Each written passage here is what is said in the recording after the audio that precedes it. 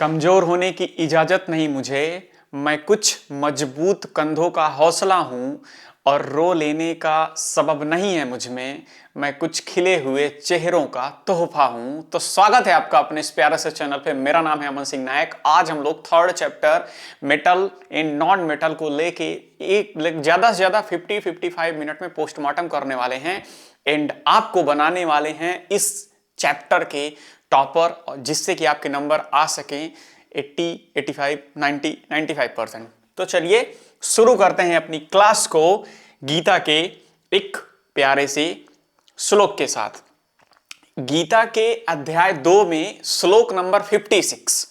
आजकल के तुम नॉर्मल से लोगों को देखो तो अगर थोड़ी सी खुशी आई, थोड़ा सा पैसा आया तो वो उतने में फूले नहीं समाते। ठीक है, थोड़ा सा पैसा 10,000 रुपए 20,000 रुपए की नौकरी लग गई या 10,000 20,000 रुपए मिल गए तो उतने में ही वो फूले नहीं समाते। और उसी की जगह एक थोड़ा सा दुख आ गया तो उस दुख को देख के पागल हो जाते हैं, फिर आगे वो सारा चीज छोड़ देते हैं। जैसे कुछ बच्चों पे दो तीन दिन की मजबूरी आई तो पढ़ाई छोड़ देते हैं। कुछ लोगों पे 2-3 बार फेलियर हुआ तो वो चीजें ही, सपने देखना ही छोड़ देते हैं। जैसे मेरे साथ भी ऐसा हुआ, बट मैंने नहीं छोड़ा, मेरे बड़े भाई ने छोड़ा। तो उनके लिए गीता के अध्याय 2 में श्लोक नंबर 56 है, दुखे स्वनुदिग्रमना सुखे सुविगत स्पृह बीत राग भय क्रोधा स्थित धीर्म निरुचते।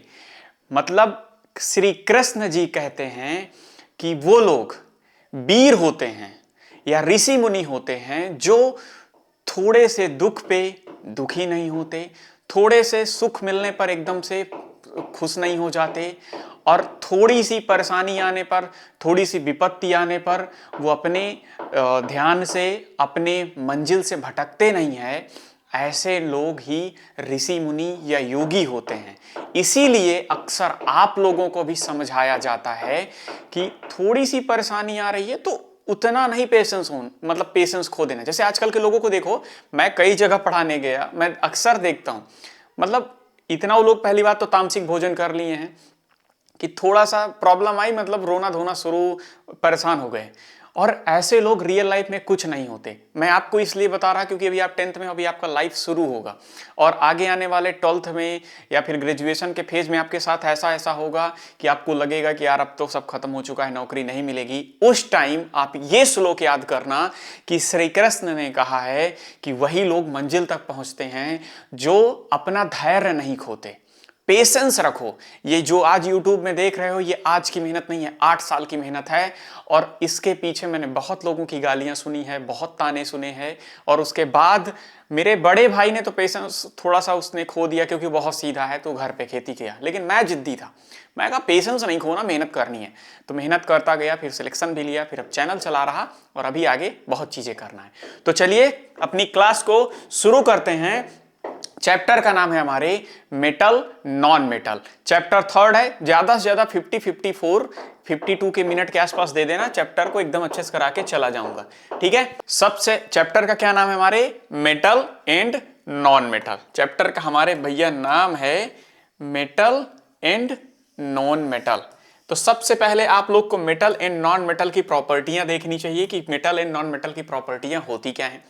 आपको पता है कि पीरियोडिक टेबल है। पीरियोडिक टेबल में अगर आप लोगों को मैं एक नॉर्मल से टर्म में बताऊं, प्रॉपर्टी तो हम आगे पढ़ेंगे, बट जैसे पीरियोडिक टेबल में पहचानने की बात आए तो जैसे इसके ग्रुप ये हो जाते हैं। ठीक है, जैसे अगर आप प्रॉपर्टी देखोगे तो पीरियोडिक टेबल के ग्रुप एक हो गया, 2 हो गया, 3 हो गया एंड 4, 5।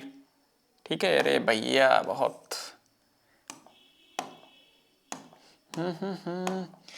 6 हो गया, 7 हो गया, 8 हो गया, 9 हो गया, 10 हो गया, 11। ये सारे ग्रुप हैं। अगर देखोगे तो 13, 14, 15, 16, 17, 18 ग्रुप हैं। अगर इसमें ग्रुप की बात की जाए तो हमारा मैक्सिमम यहां से लेकर के ग्रुप 1 से लेकर के ग्रुप 12 तक पूरी मेटल है, एक्सेप्ट हाइड्रोजन। स्किप कर दो हाइड्रोजन को छोड़ के एक ग्रुप से लेकर के 1 to 12 तक जो हमारी हैं ये मेटल हैं ये। और उसके बाद 14 से लेके यहां तक 18 तक हमारी नॉन मेटल हैं।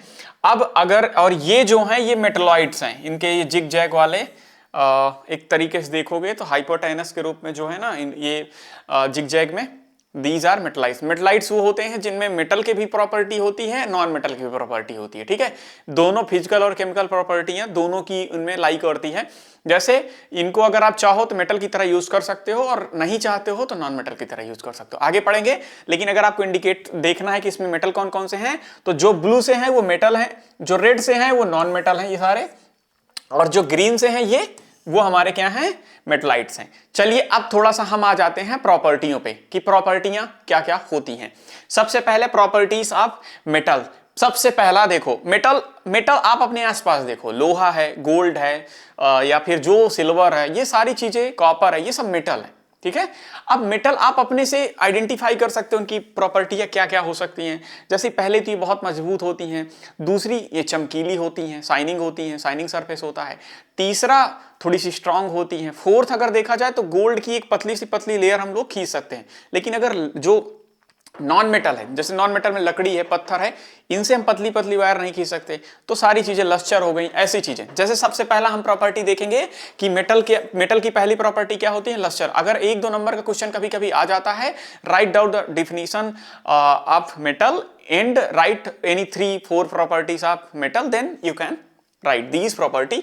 जैसे पहला देखो, लस्चर होती है, metal have shiny appearance known as a metallic lustre. Shiny मतलब जैसे गोल्ड है, चमक रहा है, कॉपर है, चमक रहा है, लकड़ी है, नहीं चमकती, इसीलिए इसमें क्या है, लस्टर है। Which is due to the reflection of light from their surface. जैसे सरफेस पे लाइट मिल रही है तो चमकेगी। जैसे एक तरीके से कुछ भी ले लो, जैसे ये मान लो ये मेटर है, अब इसमें देखो कि ये पड़ रहा है तो ये चमक रहा है। ठीक है, it means this is a part of metal, this is a metal and this metal has a property of lustre, क्योंकि ये शाइनिंग कर रहा है। देखो इसमें जैसे लाइट पड़ रहा है तो ये चमक रहा है।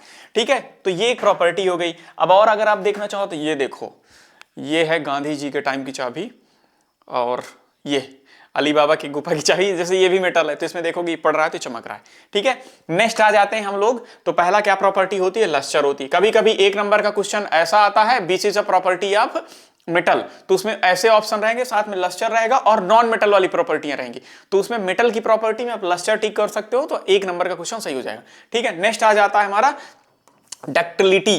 डक्टिलिटी सिंपल सा होता है कि एक जो मटेरियल होता है ना, जिसको सिंपल सा है, जैसे ductility is the property of material to undergo significant plastic deformation before rupture or breaking. In metals it refer to their ability to be drawn into thin wires. जो बता दिया था स्टार्टिंग में कि हम मेटल से क्या कर सकते हैं, पतली पतली वायर खींच सकते हैं। जैसे गोल्ड की तो चेन तुम पतली बना सकते हो, गोल्ड कॉपर की तुम लोग पतली सी वायर वो कर सकते हो। ठीक है, अब यहां तो कोई एग्जांपल है नहीं दिखाता, अरे सिंपल सा है, जैसे कॉपर की वायर तो पतली सी तुम खींच सकते हो, क्योंकि इसमें कौन सी प्रॉपर्टी, डक्टिलिटी की। बट अगर तुम प्लास्टिक की, लकड़ी की उतनी पतली वायर खींचना चाहो तो नहीं पॉसिबल है। तो हम क्या कर सकते हैं, जैसे मैंने पढ़ा है कि 10 ग्राम गोल्ड से हम लोग अच्छी खासी 500 मीटर तक एक पतली पतली वायर या 1 किलोमीटर तक एकदम पतली वायर खींच सकते हैं। कितने, 10 ग्राम गोल्ड से। ठीक है, और बट अगर ये प्रॉपर्टी आप लोग देखोगे तो आपको नॉन मेटल जैसे वुड हो गया या फिर प्लास्टिक हो गई, इन सारी चीजों में नहीं मिलती है। तो डक्टिलिटी क्या प्रॉपर्टी, अगर कभी कभी कोई पूछ लेता कि डक्टिलिटी क्या प्रॉपर्टी होती है, तो इसी प्रॉपर्टी की वजह से हम लोग उसमें से एक थिन वायर को ड्रॉ कर सकते हैं, बना सकते हैं, because of metal have ductility. ठीक है, नेक्स्ट आ जाता है density. Metals typically have high density और इसी की वजह से पानी में डूब भी जाती है। ठीक है, अगर सिंपल सा, अब अगर डेंसिटी का फॉर्मूला है तो डेंसिटी का फॉर्मूला से आपको पता कर सकते हो कि हाई क्यों होता है, क्योंकि इसका मास ज्यादा होता है और वॉल्यूम कम होता है, तो इसीलिए ज्यादा होता है। They are heavy for their size, पहले बता दिया वही है। ठीक है, डेंसिटी क्या होती है, हाई होती है। पहला प्रॉपर्टी क्या हो गई हमारी मेटल की, रिवीजन करने का बेस्ट तरीका, जब मैं अपने 10th में पढ़ता था तो ऐसे रिवीजन करता था, एक पेज पढ़ लिया, उसके बाद रिवर्स पढ़ता चला गया, फिर ऊपर से एक बार पढ़ता चला नीचे, फिर अगला पेज पाया, तो इतने में 3 बार हो जाता था और मुझे चैप्टर एक ही बार में याद हो जाता था, बस रिवीजन करना रहता था। तो एक बार ऐसे ही पढ़ाता चल रहा हूं कि अगर प्रॉपर्टीज देखोगे मेटल की तो क्या हो जाती है, लस्टर होती है, लस्टर की वजह से वो शाइनी सरफेस होता है। उसके बाद डक्टिलिटी की वजह से, डक्टिलिटी होती है मेटल में तो हम उसकी थिन वायर खींच सकते हैं, लेकिन प्लास्टिक की नहीं खींच सकते हैं, डिफॉर्मेशन होता है प्लास्टिक में, रप्चर। डेंसिटी को क्या होता है, metal typically have high density of, इसका मतलब होता है कि उसका वेट ज्यादा होता है, वॉल्यूम कम होता है, दोनों ही रिलेट करके देख लो। नेक्स्ट आ जाता है हमारा कंडक्टिविटी। कंडक्टिविटी मींस सबसे ज्यादा प्रॉपर्टी इसीलिए मेटल यूज किया जाता है। कंडक्टिविटी अगर देखोगे तो एक वर्ड होता है कंडक्टर, एक होता है इंसुलेटर, और मेटल्स कैसी होती हैं, कंडक्टर होती हैं, और इसी में से प्रॉपर्टी इसकी होती है कंडक्टिविटी। कंडक्टिविटी की डिफिनीशन अगर आपको पूछा जाए तो आप कैसे बताओगे? नॉर्मल सा, जैसे सपोज दैट हमारे पास एक मेटल है, हमने इधर से करंट लगाया, इधर हमको करंट मिल गया, तो जैसे एक आयरन की आपने इतनी पतली सी वो ली, इधर प्लग में लगा दिया, इधर करंट मिल गया, इट मीन्स वो क्या है, मेटल है, इसलिए वो करंट पास हो गया, करंट पास हो गया, इट मीन्स उसमें क्या है, कंडक्टिविटी है। करंट को इधर से इधर फ्लो कराने की प्रॉपर्टी को ही बोलते हैं कंडक्टिविटी। ठीक है, सिंपल सा अगर डिफिनीशन की बात आए, a body which allow the current from their self one point to another point, that is known as a conductivity. But ये मेटल की प्रॉपर्टी तो हो गई, लेकिन आपने नॉन मेटल ले ली, नॉन मेटल प्लास्टिक, पत्थर, कुछ भी, जैसे सपोज दैट ये कागज ले लिया, तो ये नॉन मेटल है। ठीक है, अब अगर इसमें से देखोगे तो इधर से इधर करंट नहीं पास हो पाएगा, क्योंकि इसमें कंडक्टिविटी नहीं है, और इसीलिए नहीं है क्योंकि इधर से करंट, अगर इधर हमने करंट छुआ दिया तो हमको यहां करंट फील नहीं होगा। ठीक है, समझ रहे हो ना दया, इसी वजह से। ठीक है, कुछ चीजें याद आती हैं, तो सिंपल सा है, ये हो गया। नेक्स्ट आ जाता है सोनोरस। सोनोरस मीन्स होता है जब भी हम इसको किसी बॉडी से हिट करते हैं तो आवाज आती है। जैसे देखो, metals when hit by a solid object produce sound. ठीक है, और जैसे आप देखोगे, मंदिर जाओगे तो मंदिर में तुमको जो वहां पे घंटा मिलता है वो मेटल का ही मिलेगा, वो नॉन मेटल का तो मिलेगा नहीं कि पत्थर का लगा है, लकड़ी का लगा है। रीजन है उसमें सोनोरस, उसमें आवाज करने की प्रॉपर्टियां मेटल में होती हैं, और ये प्रॉपर्टी किसकी वजह से होती है, बिकॉज ऑफ सोनोरस। ठीक है, तो सिंपल सा, metal when hit by a solid object produce sound, this property of a metal is known as a sonorous. Simple सा, कोई मेटल को जब हिट करते हैं तो वो एक साउंड जनरेट करता है, और ये प्रॉपर्टी ही क्या कहलाती है, that is known as a sonorous. Simple सा, if we hit any metal then it produce sound and it is known as a sonorous. ठीक है, नेक्स्ट आ जाता है मैलेबिलिटी। ठीक है, मेटल्स कैन बी हैमर्ड और rolled into thin sheets without breaking, this property is known as a malleability. Simple सा, हम लोग मेटल को क्या कर सकते हैं, जैसे आयरन को देखे होगे। अब नॉर्मल सा तुम कुछ भी एग्जांपल, जैसे बॉटल जब बनाई गई रही होगी, ये बॉटल जब बनाई गई रही होगी तो सबसे पहले क्या किया गया, इसकी एक कवर बनाई गई रही होगी, इसकी एक पहले ऐसे लेयर बनाई गई होगी, फिर उसको फिर फोल्ड किया गया होगा। तो ये क्या होता है, यही होता है आपका, क्या होता है, मैलेबिलिटी। मैलेबिलिटी मींस होता है हम कोई भी मेटल है उसको थिन कर सकते हैं, पतले पतले पेज में उसको बड़ा सा साइज दे सकते हैं। इतनी, जैसे देखोगे इतना बड़ा गोल्ड है, तो अगर गोल्ड को चाहो तो इतनी बड़ी प्लेट बना सकते हो। ठीक है, एकदम पतला पतला करके। बट अगर आपके पास वुड है या फिर स्टोन है, तो अगर आप उसको तोड़ने जाओगे तो वो पतला होने की जगह पे ब्रेक डाउन हो जाएगा। तो ये क्यों होता है, मैलेबिलिटी की वजह से होता है, क्योंकि मेटल्स में होती हैं बट नॉन मेटल्स में नहीं होती हैं। नेक्स्ट देख लो, अब आ जाती हैं भैया हमारा नॉन मेटल्स क्या होती हैं। सिंपल सा है, नॉन मेटल्स प्रॉपर्टियां देख लो एक बार, फिर आगे चलते हैं। सबसे पहले देखो, non metals are elements that lack the typical properties of metals, they are generally poor conductors of heat and electricity। Simple सा है, नॉन मेटल्स वो एलिमेंट होते हैं जिनमें कोई भी प्रॉपर्टी नहीं होती है मेटल वाली, और साथ में ये लोअर कंडक्टिविटी होती है या होती ही नहीं है, और साथ में इलेक्ट्रिसिटी की और साथ में हीट की कंडक्टिविटी नहीं होती। इट मींस ना तो इनको हम हीट ज्यादा कर सकते, हीट करेंगे तो जल जाएंगी, एंड साथ में इनमें हम करंट भी नहीं पास आउट करा सकते। अब इनकी प्रॉपर्टियां देख लो। लैक ऑफ लस्टर, पहला होता है कि शाइनी इनका सरफेस नहीं होता। जैसे ये देखो, हमने ऐसे लिया, देखो ये मेटल है तो ये शाइनिंग कर रहा है, ऐसे इसमें लाइट पड़ा तो ये शाइन कर रहा है, बट इसमें पड़ रहा है तो नहीं शाइन कर रहा है। ये मत बोल देना कि शाइन कर रहा है, ये व्हाइट कलर है तो इसलिए दिख रहा है। तो सिंपल सा, जो ये नॉन मेटल है इस वजह से इसमें क्या है, इसमें शाइनी नहीं है, लस्टर नहीं है, लैक ऑफ लस्टर, लस्टर की कमी है। ठीक है, लस्टर की कमी है, तो इस वजह से ये शाइनिंग नहीं कर रहा। जैसे एग्जांपल में आप देख सकते हो, ये स्टोन हो गए सारे के सारे। नेक्स्ट प्रॉपर्टी आ जाती है ब्रिटलेनेस। सिंपल सा है, ब्रिटलेस मीन्स होता है कि इजिली हम लोग इनको तोड़ सकते हैं और इजिली इनको ब्रेक डाउन कर सकते हैं। जैसे मेटल को ले लोगे तो तुम आयरन है, आयरन को आसानी से नहीं तोड़ोगे, पहले उसको हीट दोगे तो वो गर्म होगा, देन उसका टेम्परेचर बढ़ाओगे तो वो अपने तो थोड़ा सा मेल्ट होगा, देन उसके बाद आप उसको ब्रेक डाउन कर सकते हो। बट जो मेटल्स होती हैं, नॉन मेटल्स होती हैं, वो क्या होती हैं? ब्रिटलेस होती हैं। ब्रिटलेस मींस होता है non metals are brittle and break easily when hammered. मतलब इजिली, जैसे ये हमने क्या ले लिया, कोयला लिया था, कोयला को हमने तोड़ा और एक हैमर मारा, आराम से टूट गया। इट मींस ये क्या है? ब्रिटल। ठीक है। तो नेक्स्ट आ जाता है हमारा लो डेंसिटी। सिंपल सा है, लो डेंसिटी मींस होता है कि इसका वेट कम होता है, वॉल्यूम ज्यादा होता है, इसीलिए ये चीजें पानी में डूबती भी नहीं है, तैर जाती। सपोज अगर हमने ये एक डब्बा, इसी से सबसे अच्छा समझ लो, सपोज दैट हमारा ये नॉन मेटल है, अगर हम इतना ही मेटल ले लें तो उसका वेट बहुत ज्यादा रहेगा, बट ये नॉन मेटल है तो ये कम है, इट मींस इसकी डेंसिटी भी कम है। तो अगर कोई पूछे कि नॉन मेटल की प्रॉपर्टी क्या होती है, तो इसमें लैक ऑफ लक्चर, शाइनिंग की कमी होती है। दूसरा होता है ब्रिटलेस होता है, ब्रिटलेस मींस होता है आसानी से टूट जाती हैं। तीसरा होता है लो डेंसिटी होती है, लो डेंसिटी मींस होता है कि भैया इनका वेट बहुत कम होता है, वॉल्यूम ज्यादा होता है। According to the formula of density you can find out. Next आ जाता है poor conductor, poor conductivity of heat and electricity. जो नॉन मेटल होती है, भैया पहले ही बता दिया था कि जो नॉन मेटल है वो या तो कंडक्टर रहेगी ही नहीं, या तो बहुत कम होगी। मतलब उसको 1,00,000 वाट का करंट दोगे तो कहीं 1-2 मिलेगा, नहीं तो मिलेगा ही नहीं।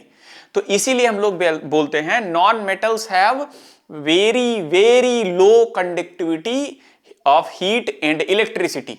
मतलब इसमें बहुत कम करंट पास होने की पॉसिबिलिटी होती है। आपने कभी देखा है क्या कि ऐसे कोई वुड को टच कर दिया करंट में और इधर करंट आ गया? नहीं। गांव वाले लोग बहुत अच्छे से रिलेट करेंगे कि जब घर में कटिया मारना रहता है तो क्या यूज करते हैं? एक सूखी सी लकड़ी यूज करते हैं, क्योंकि उस टाइम पे वो नॉन मेटल होता है। ठीक है। और आसानी से उसमें से जोड़ लेते हैं, क्योंकि उनको बहुत अच्छे, गांव वालों को फिजिक्स पता होती है। ठीक है। तो ये होता है। अब जैसे कोई भी एग्जांपल, और इसमें बहुत कम होता है, लेकिन कुछ कुछ में थोड़ी बहुत प्रॉपर्टियां होती हैं जो एक्सेप्शन में चली जाती हैं। जैसे देखो, non metals do not conduct heat and electricity well expect for graphite which is a good conductor of electricity. एक को छोड़ करके जो ग्रेफाइट है वही नॉन मेटल भी है और ये कंडक्टर भी है। ग्रेफाइट कौन होता है? जो पेंसिल में, जो पेंसिल का लगा रहता है ना, जिसको लिखते हो, दैट इज ग्रेफाइट। तो अगर कभी कभी 1 नंबर का क्वेश्चन ये आ जाता है, सपोज दैट उसने 4 एग्जांपल दे दिया एग्जामिनर ने और बोल दिया which is a good conductor, ऐसे क्वेश्चन दिया और 4 ऑप्शन दे दिया। मैं एक क्वेश्चन करा रहा अपने से, यही क्वेश्चन आते हैं। जैसे एक ऑप्शन आपको दे दिया, क्या दिया? Which is a conductor. ठीक है। अब ऑप्शन दे दिया, पहला दे दिया स्टोन, ठीक है, दूसरा दे दिया प्लास्टिक, तीसरा दे दिया कुछ भी दे दिया, तीसरा कार्बन ले लो, अगर थोड़ा टिपिकल बनाएगा तो कार्बन ले लो, नहीं मैं तो बोलूंगा वुड। ठीक है। और चौथा दे दिया ग्रेफाइट। क्या दे दिया? ग्रेफाइट। तो इसमें देखोगे है नॉन मेटल, तो ये सारे के सारे हैं, चारों नॉन मेटल हैं, लेकिन इसमें ऑप्शन कौन सा सही होगा? देखो, ये भी नॉन मेटल है लेकिन ये भी कंडक्टर नहीं है, तो गलत हो गया। ये भी नॉन मेटल है, कंडक्टर नहीं, ये भी नॉन मेटल है, कंडक्टर नहीं, बट ग्रेफाइट नॉन मेटल होते हुए भी कंडक्टर है, एक्सेप्शन में आ जाता है। ठीक है। अगर ऐसा एग्जाम में क्वेश्चन आता है और ऐसे ही टेढ़े मेढ़े क्वेश्चन पूछता है एग्जामिनर, तो ये चीज याद रखना कि ग्रेफाइट नॉन मेटल भी है और कंडक्टर भी है। ठीक है। Expect for graphite which is a good conductor for electricity. ठीक है। अब ये कुछ अगर डायग्राम देखना चाहो तो ऐसे हैं। ये जो सिंपल सा है, जैसे बैटरी, इधर से करंट लगाया, इधर से मिल रहा है, तो यहाँ पे एक स्विच लगा दिया और उसके बाद ये बल्ब जल गया। तो यहाँ पे जो पूरा का पूरा यूज हो रहा है वो सिंपल, जैसे यहाँ पे देखोगे एक नॉर्मल सा, देखो यहां से एक वायर निकाली, बीच में एक लकड़ी की क्लिप लगा दी वुड की। ठीक है। अब यहां से करंट, अब बल्ब जलेगा कि नहीं जलेगा? बताओ, कमेंट करके बताओ। अगर यहां से करंट मिल रहा है, बीच में हमने एक लकड़ी का पार्ट लगा दिया, तो लकड़ी क्या है? वुड क्या है? नॉन मेटल है, जो कि कंडक्टर नहीं है। तो यहां से करंट मिलना बंद हो जाएगा और ये बल्ब नहीं जलेगा। इसको हटा के फिर एक हम लोग यहाँ पे वायर लगा देंगे तो जलने लगेगा, क्योंकि मेटल मिल गई। ठीक है, अब नेक्स्ट क्या आ जाता है, low melting and boiling point. मतलब मेटल क्या होती है, लो मेल्टिंग पॉइंट होती है, बहुत बहुत कम टेम्परेचर दो मेल्ट होना शुरू हो जाती है, बॉयल होना शुरू हो जाती है। और वहीं अगर आयरन है तो अब अगर मेल्टिंग बॉइलिंग पॉइंट नहीं पता है तो डूब के कहीं पे जाओ, बट चलो थोड़ा बता दे रहा। मेल्टिंग पॉइंट मीन्स होता है at any temperature when anything started melting then it point, that point is known as a melting point. जैसे हम कोई चीज है, जैसे आइस का मेल्टिंग पॉइंट 0 डिग्री सेल्सियस होता है, 0 डिग्री पे पिघलने लगती है। ठीक है, और फ्रीजिंग पॉइंट भी 0 से माइनस में होता है, 0 होता है तो वो फ्रीज होने लगता है। और अगर बॉइलिंग पॉइंट देखोगे तो 100 डिग्री सेल्सियस होता है, 100 डिग्री पे बॉयल करने लगती है। तो अगर देखोगे, जैसे मान लो नॉर्मल से घर पे आग जल रही है, तुम उसमें एक नॉन मेटल डाल दिए, प्लास्टिक डाल दी या कोई वुड डाल दिया, और साथ में उसी में एक आपने आयरन का छोटा सा पार्ट या छोटा सा पीस डाल दिया, तो कौन मेल्ट होना शुरू होगा? तो आप बोलोगे कि non metal. Non metal melt होनी इसीलिए स्टार्ट हो जाएगी क्योंकि भैया उसका मेल्टिंग पॉइंट बहुत कम है, वो कम टेम्परेचर मिल रहा है चूल्हे में फिर भी जल गया। ठीक है, बट जो आपकी मेटल है वो नहीं मेल्ट होगी। उसको आप देखते होगे कि जब आयरन को गर्म करते हैं तो कैसे उसको बहुत टाइम तक टेम्परेचर देते हैं तब वो गर्म होता है। तो इट मींस मेटल का बॉइलिंग साथ में मेल्टिंग पॉइंट बहुत हाई होता है, उनको बहुत टेम्परेचर नीड चाहिए रहता है, बहुत टेम्परेचर की नीड होती है। बट नॉन मेटल की जो नीड होती है टेम्परेचर की वो बहुत कम होती है। आराम से घर पे तुम देखोगे, अगर ना हो तो आग वाग जलाना पॉसिबल ही नहीं रहे। बहुत बेसिक सा चीज है, अगर बोलोगे तो बता दूंगा, और कुछ खास है नहीं। Melting point and boiling point आप लोग को पता है तो पता होगा, नहीं पता तो बता दिया हूं कि सिंपल सा, when anything starting melt eight any temperature, that point is known as a melting point of that substance। तो अगर वुड का, प्लास्टिक का अगर आप मेल्टिंग पॉइंट देखोगे तो बहुत कम है। नॉर्मल सा थोड़ी सी आग जलाओ, 30 40 50 डिग्री का सेल्सियस टेम्परेचर दे दो, मेल्ट होना स्टार्ट हो जाएगी, मतलब प्रॉपर एक जगह पे 60 100 डिग्री सेल्सियस। ठीक है, नेक्स्ट आ जाता है अब नॉन लो डेंसिटी हो गया। अब नेक्स्ट आ जाता है लेकिन अब इसमें और तो कुछ है नहीं। ठीक है, वेरिएशन ऑफ स्टेट, सिंपल सा बहुत ही स्टेट में होती है। जैसे देखोगे तो मैक्सिमम हमारा सॉलिड में ही रहता है, जैसे जैसे जैसे इधर ये देखो। ठीक है, नॉन मेटल जो हमारी हैं can exist in different state eight a room temperature. Room temperature एक नॉर्मल सा टेम्परेचर होता है, कई बच्चे कंफ्यूज होते हैं, तो रूम टेम्परेचर एक नॉर्मल टेम्परेचर को ही माना जाता है। ये मत हो जाना कि रूम टेम्परेचर अलग से बनाया जाता है। ठीक है, बट नॉन मेटल हमारे कई डिफरेंट स्टेट में होती है। जैसे एग्जाम्पल के लिए, oxygen is a gas, while bromine is a liquid and sulphur is a solid. जैसे नॉन मेटल ये तीनों सॉरी, ऑक्सीजन भी है, ब्रोमीन भी है एंड सल्फर भी है, बट सल्फर रूम टेम्परेचर में सॉलिड रहेगी। अगर कभी कभी ऐसा क्वेश्चन पूछ ले कि which non metal is in form of solid state at room temperature, तो आप एक नंबर में अगर क्वेश्चन ऑब्जेक्टिव है तो सल्फर में मार के आना, अगर ऑब्जेक्टिव नहीं है, वन वर्ड आंसर है या वेरी शॉर्ट है तो सल्फर लिख के आना। आप यहां पे देख सकते हो कि ऑक्सीजन हमको रूम टेम्परेचर में मिल रही है, नॉन मेटल है, हमको किस फॉर्म में है, वो गैस के फॉर्म में है। साथ में हमको ब्रोमीन मिल रही है, ब्रोमीन किस फॉर्म में है, लिक्विड फॉर्म में है। ठीक है, अगर कोई पूछ ले कि एक ऐसी नॉन मेटल क्या है, write down any non metal which is in form of liquid at a room temperature, then you can say sir bromine. अगर एक नंबर का क्वेश्चन आता है, यही छोटी छोटी चीजें आपको पता होनी चाहिए कि रूम टेम्परेचर पे हमारा नॉन मेटल ऑक्सीजन है, गैस के फॉर्म में रहता है, ब्रोमीन लिक्विड में रहता है, सल्फर सॉलिड में रहता है। ठीक है, नेक्स्ट आ जाते हैं। तो अगर देखा जाए नॉन मेटल तीनों में पाया जाता है, कुछ फिक्स नहीं है, और ऐसे मेटल में होता है, बट मेटल में एक चीज को छोड़ दिया जाता है, मर्क्यूरी को। ठीक है, अब नेक्स्ट आ जाता है भैया हमारा केमिकल प्रॉपर्टीज ऑफ मेटल्स। दो तीन चीजें मैं आपको बता दूं कि जब भी हम किसी चीज की केमिकल प्रॉपर्टी पढ़ते हैं, केमिकल प्रॉपर्टी मींस होता है किसी भी सब्सटेंस को लेकर के उसको रिएक्ट जब कराते हैं किसी दूसरे के साथ, तब वो एक नया प्रोडक्ट क्या बनाएगा, this is a chemical properties. Chemical properties मतलब होता है हमारा जिस सब्सटेंस के बारे में पढ़ रहे हैं उसको डिफरेंट डिफरेंट चीजों से रिएक्शन करा के क्या बनाता है, उसी चीज को केमिकल प्रॉपर्टी होती है। ये एक नॉर्मल सा कॉन्सेप्ट आपको पता होगा, पता होना चाहिए। तो कहीं ये ना कंफ्यूजन आए कि केमिकल और फिजिकल प्रॉपर्टी यही क्यों पढ़ते हैं। फिजिकल प्रॉपर्टी जब हम किसी चीज की पढ़ते हैं तो उसका रंग पढ़ते हैं, करिया है कि गोरा है, उसका कद पढ़ते हैं, छोटा है कि बौना है, उसका नॉर्मल से ऐसे चीज पढ़ते हैं। फिजिकल प्रॉपर्टी ऊपर ऊपर जैसा दिख रहा है। जब केमिकल प्रॉपर्टी पढ़ते हैं तो उसकी अंतर भावना पढ़ते हैं, उसके अंदर मन में क्या है। और फिजिकल में क्या पढ़ते हैं, उसके ऊपर का, उसका बॉडी कैसा है, मोटा है, बौना है, करिया है, गोरा है, छोटा है, जैसा है, बाल है नहीं है, ऐसे चीजें पढ़ते हैं। लेकिन जब केमिकल पढ़ते हैं तो उसके अंदर पढ़ते हैं कि उसके अंदर थॉट क्या है, उसके थॉट में हम नया मिलाएंगे तो क्या बनेगा। तो ये जानो। अब नॉन मेटल की जब भी हम केमिकल प्रॉपर्टी पढ़ते हैं तो सिंपल सा है, पहले तो हम ऑक्सीजन के साथ कराते हैं। याद करो, ये तुमको मैंने बताया है कि कोई भी मेटल जब, जैसे रस्टिंग का जो फेज होता है वो कब होता है, जब हमारा ऑक्सीडेशन हो जाता है।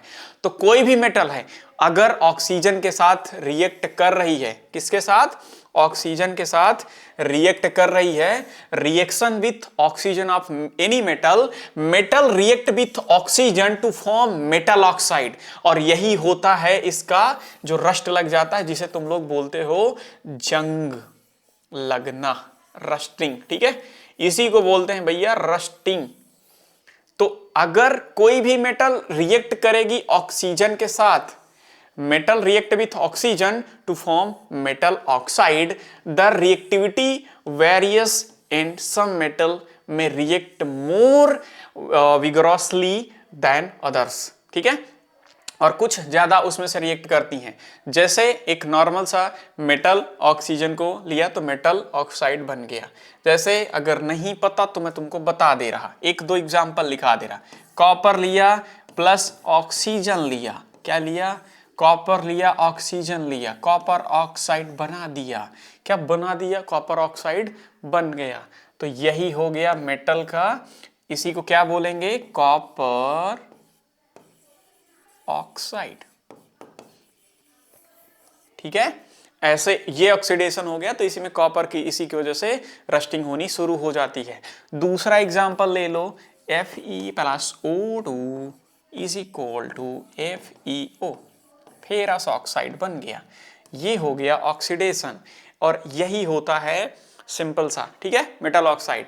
और कुछ पॉइंट, एक एक्स्ट्रा पॉइंट देखना चाहो तो potassium and sodium metals are extremely reactive undergoing, मतलब ये अलग होती हैं। अभी देखना, इनमें आग लग जाती है, कुछ ही नया बना देंगे। ठीक है, undergoing विगोरियस reaction with the oxygen in the air, in the presence of air they can readily catch fire। ठीक है, मैंने याद करो, तुम अगर गांव में जादू देखे होगे कि कोई भी पंडित, कोई भी जादू दिखाने वाला आता है, ब्राह्मण को तो छोड़ ही दो, कुछ कुछ ढोंग जो करते हैं लोग, जैसे बहुत आजकल वायरल होते हैं, तो वो क्या लेते हैं, जो काऊ डंग का बनता है ना, जिसे हम लोग गांव में कंडा बोलते हैं, उसमें क्या करते हैं वो लोग, एक नॉर्मल सा कुछ ऐसे करेंगे फिर आग लग जाएगी। तो वो सोडियम लिए रहते हैं, क्या लिए रहते हैं, Na लिए रहते हैं, और Na को उसमें मिला देते हैं तो Na ऑक्सीजन से रिएक्ट कर लिया।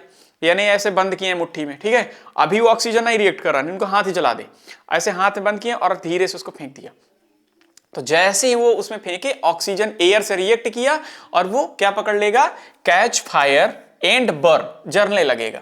ठीक है, to prevent these reactive metals from reacting with oxygen, moisture and carbon dioxide in the air, they are stored in kerosene oil। किसमें वो करी जाती हैं, केरोसिन ऑयल में रखी जाती हैं, जिससे रिएक्ट ना कर पाए। और इस, ठीक है, this protective measure ensure that the metals remain stable and do not undergo combustion when exposed to atmospheric condition। और इसी वजह से जब वो एटमॉस्फेयर पे जाएगी तो आग नहीं लगा पाएगी।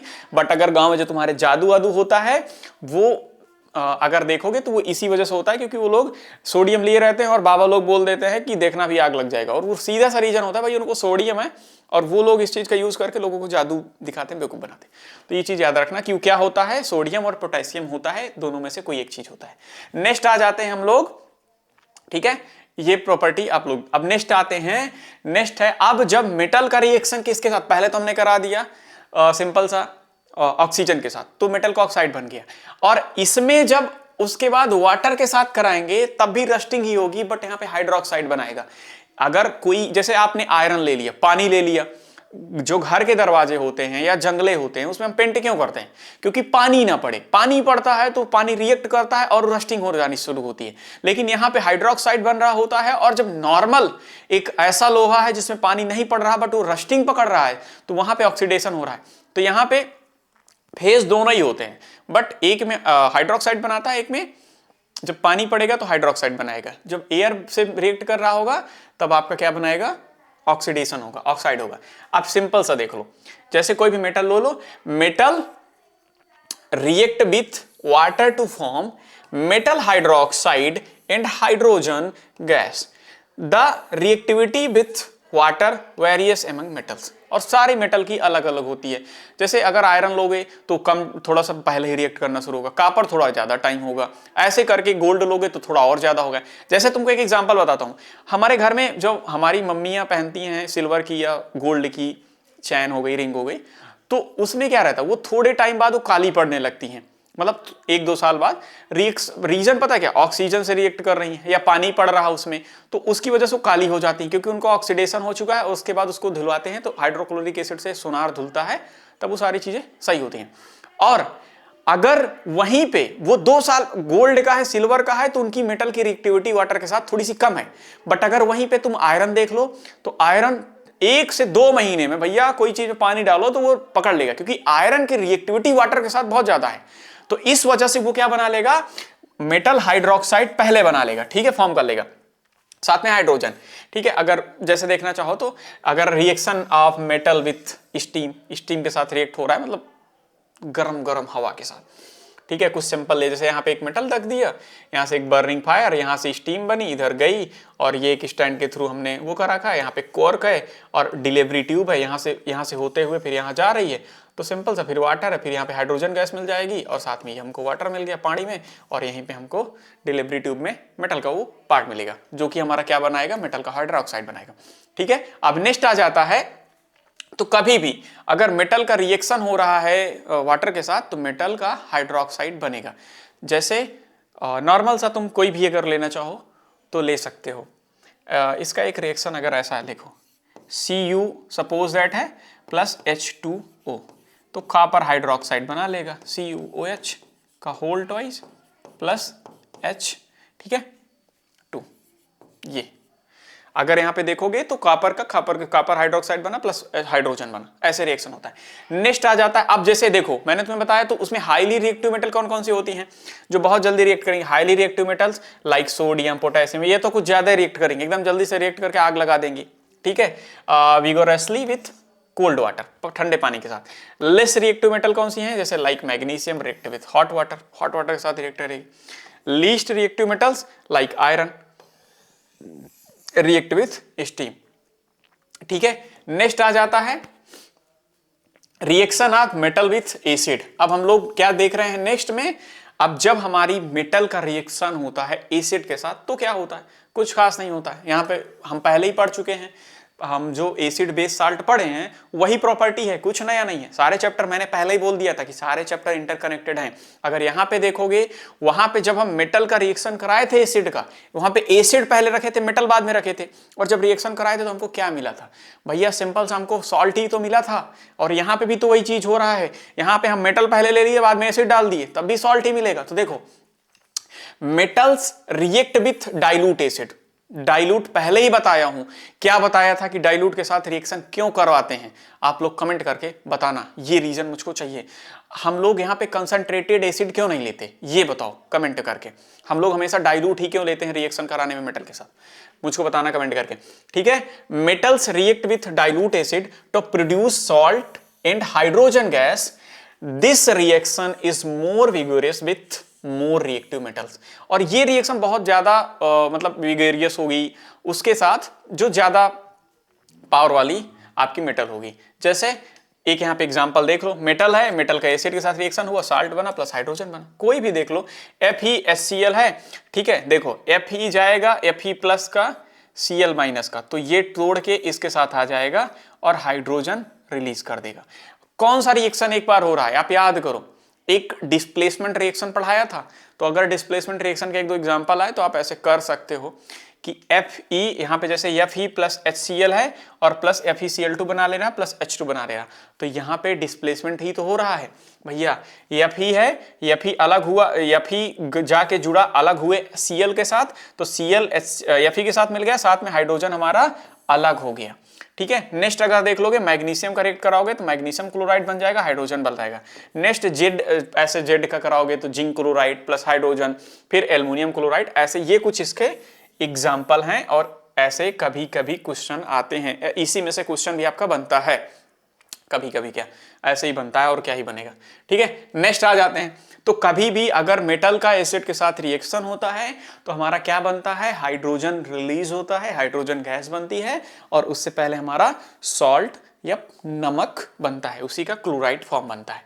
नेक्स्ट आ जाता है हमारा reaction of metal with solution of other metal salt. ठीक है, जब हम कोई एक अदर सॉल्ट का सॉल्यूशन ले लिए, ठीक है, एक ऐसा सॉल्यूशन है जो पहले ही मेटल से बना है और वो सॉल्ट में प्रोड्यूस करके रखा है, जैसे एक मेटल A है और एक सॉल्ट सॉल्यूशन B है, तो सिंपल सा यहां पे डबल डिस्प्लेसमेंट हो जाएगा। देखो सॉल्ट हमारा चला आएगा इस सॉल्यूशन A के साथ एंड साथ में मेटल भी हमारी डिस्प्लेसमेंट में मिल जाएगी। जैसे देखो यहां पे देख लो ना, Fe प्लस CuSO4 है, सिंपल सा है। अगर यहां पे देखोगे तो Cu प्लस का है, ये माइनस का है, ये प्लस का है, तो ये Fe किसके साथ ऐड हो जाएगा, SO4 के साथ, और जो Cu है वो अलग हो जाएगा।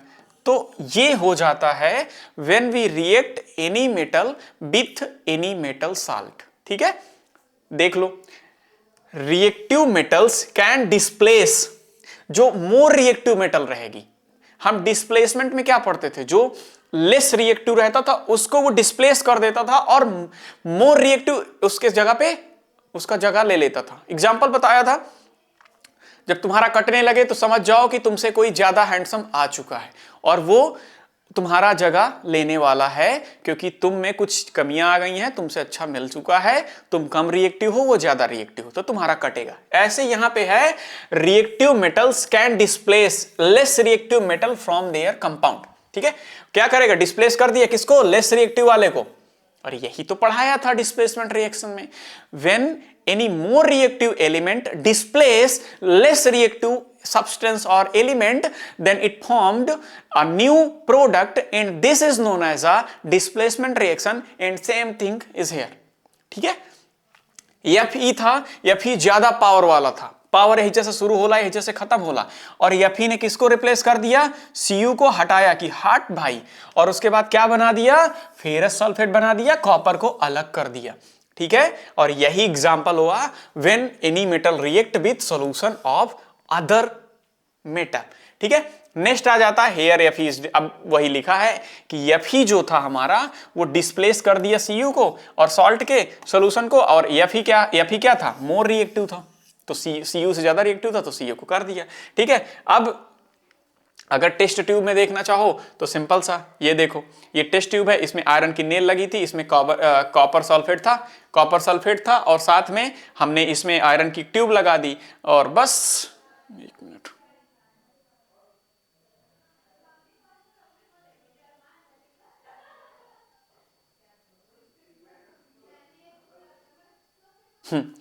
अच्छे समझो। देखो सपोज दैट यहां पे था एक, हमने ऐसा पॉट लिया था, उसमें क्या मिला था, कॉपर सल्फेट का लिक्विड था, उसमें हमने एक आयरन की रॉड लगा दी।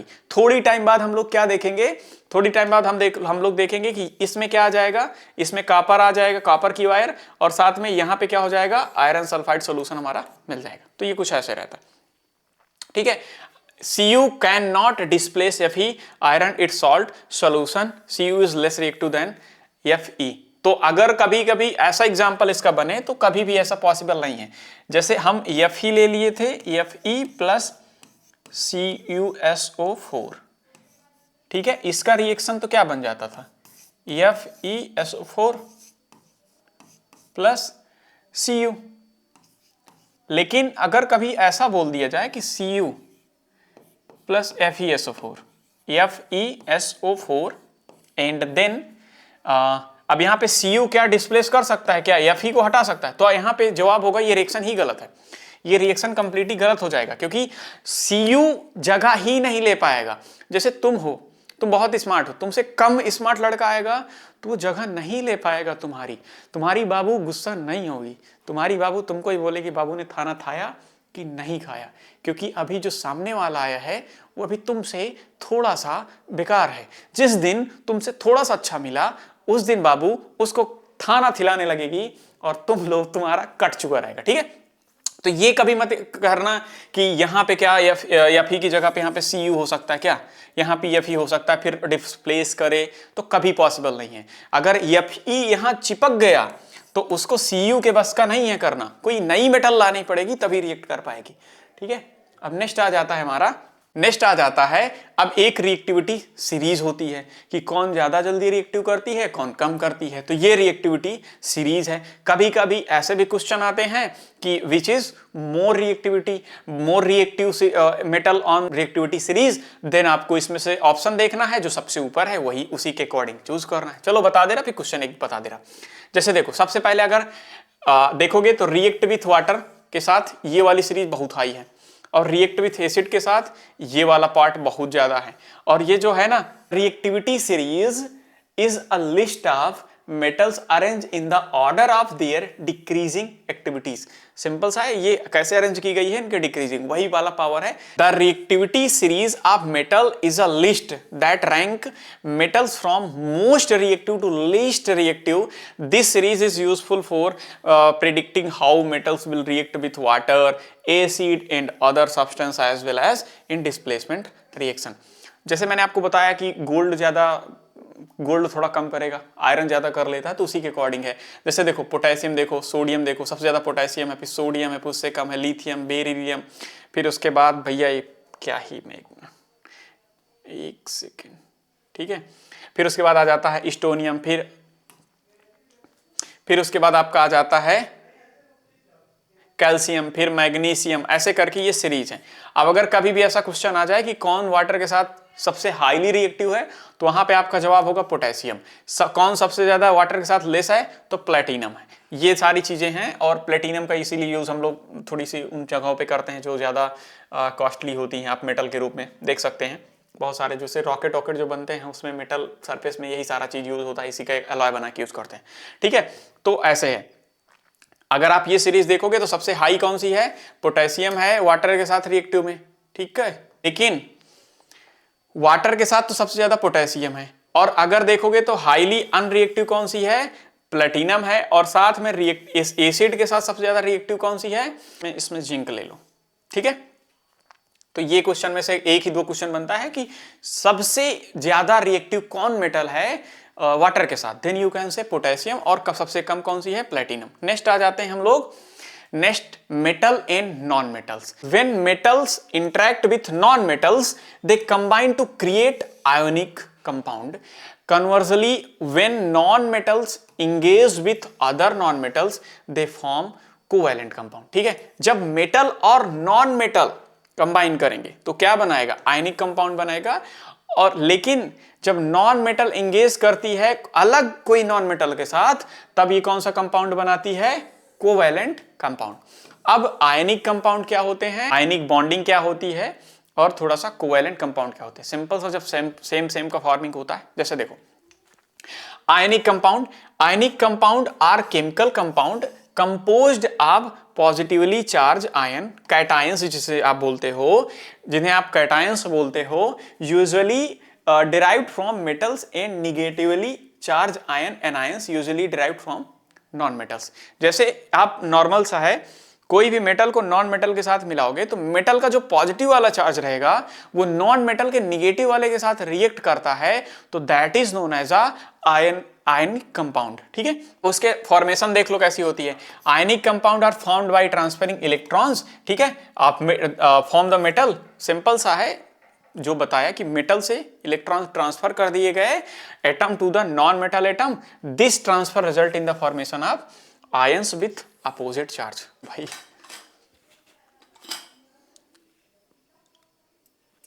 ये सर, नेक्स्ट देखते हैं। अरे सिंपल सा है भैया, तुम देखो कोई भी मेटल है, ठीक है, मेटल का जो मेटल है, सपोज दैट हमने यहां पे लिया metal plus non metal, non metal. तो मेटल का जो पॉजिटिव वाला रहेगा, मेटल क्या करेगा, इलेक्ट्रॉन डोनेट करेगा और ये डोनेट करेगा और ये एक्सेप्ट करेगा और उसके बाद ही आयनिक कंपाउंड फॉर्म होगा।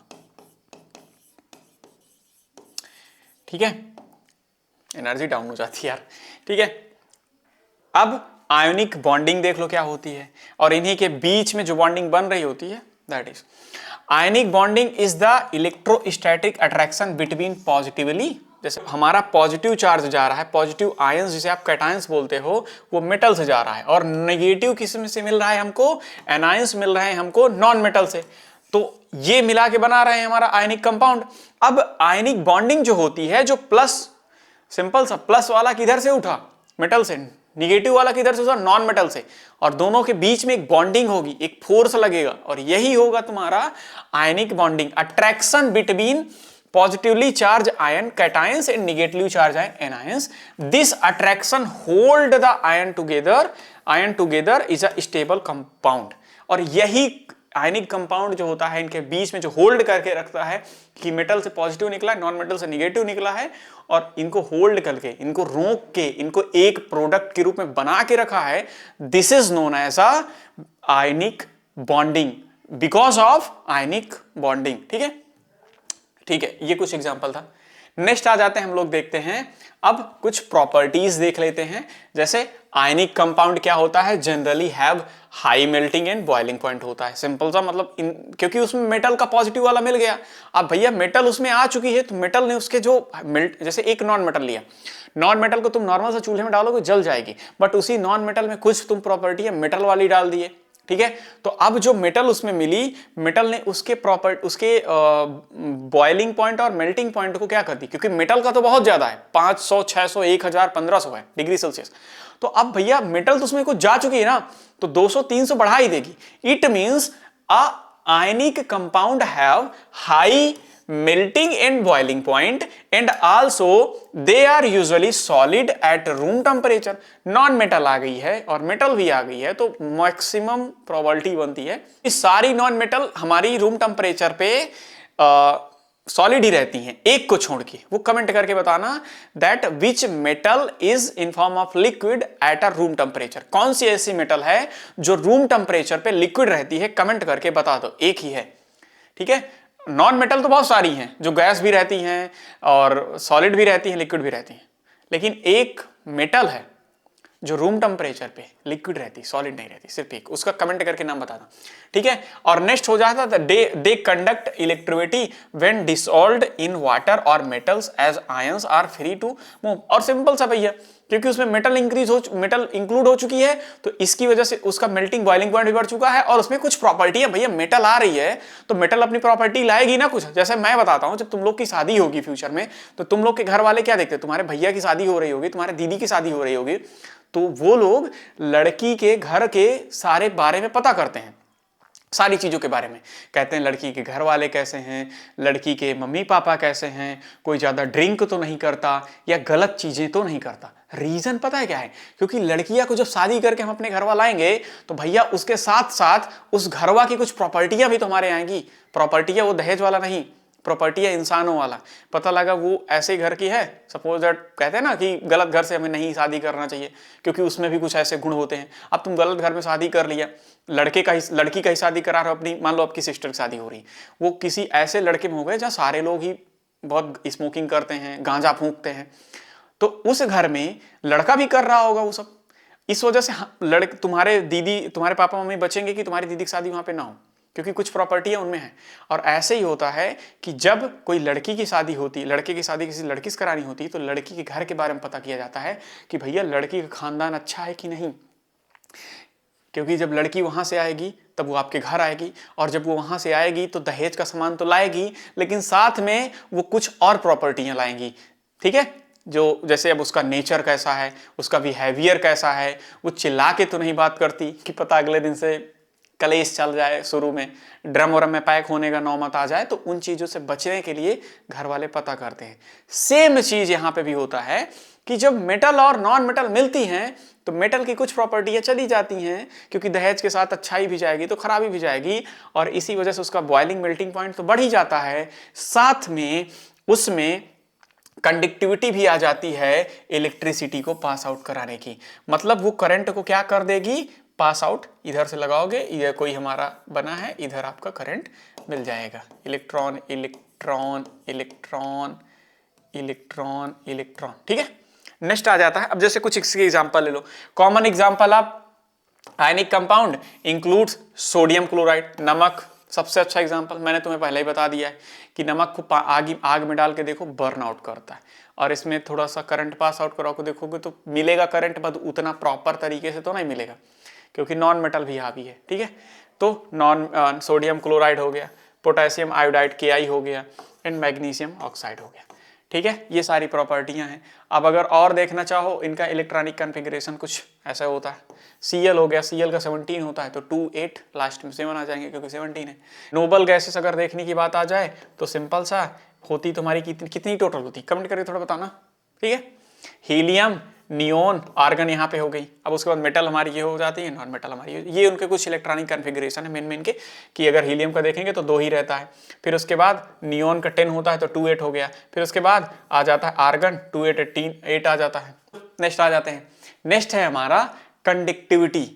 कंडक्टिविटी जो हम लोगों ने नया प्रोडक्ट वो बनाया है ना, मेटल और नॉन मेटल को मिला के, उसकी कंडक्टिविटी कैसी है, तो सिंपल सा है, ionic compound conduct electricity when dissolve in water or molten as ions becomes free to move and carry an electric charge।